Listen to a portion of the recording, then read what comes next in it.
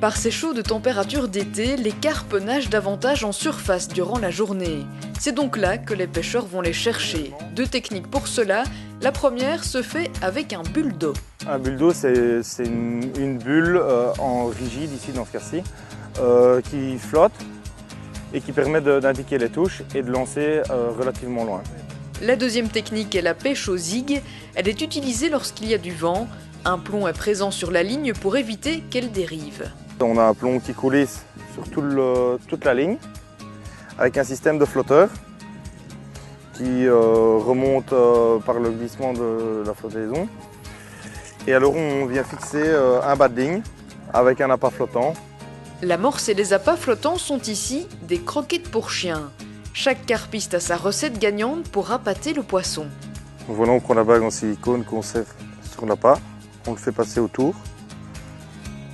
Et voilà, c'est bien calé sur l'hameçon et c'est prêt à pêcher. Une pêche de la carpe en surface réussie réclame une attention permanente. Quand c'est en surface, c'est essentiellement sportif parce que c'est toujours une question de relancer, de réamorcer continuellement pour garder le poisson sur la place.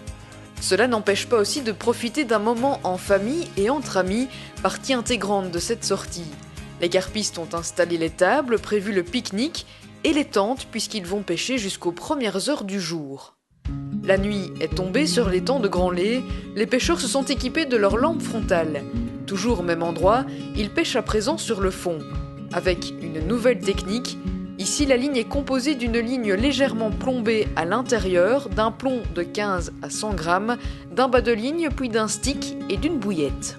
Quand la ligne vient se poser sur le fond, le stick fond, les pellets et la farine diffusent au niveau de l'eau et ça attire le poisson, va venir aspirer et à un moment ou à un autre, la carpe va aspirer la boule.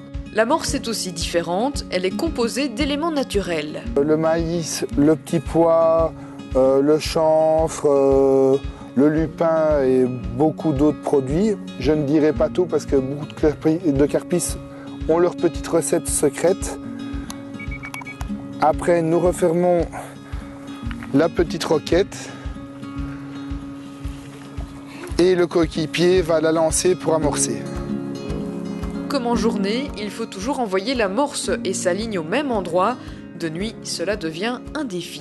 Courant de journée, quand on vient s'installer, qu'on prépare tout le matériel et tout, on prend des points de repère, que ce soit un réverbère, une lumière de façade ou quand c'est la pleine lune, un arbre pour dire que voilà, on lance le plus précis possible. Lorsque la carpe a mordu à l'hameçon, des détecteurs avertissent les pêcheurs. Nous avons des trépieds avec des détecteurs électroniques qui font qu'au moment où la ligne déroule, nous avons des sonneries ou des signaux lumineux qui nous signalent que le poisson est pris, quoi. La carpe est un poisson combatif. Attraper la plus grosse d'entre elles est l'objectif des carpistes.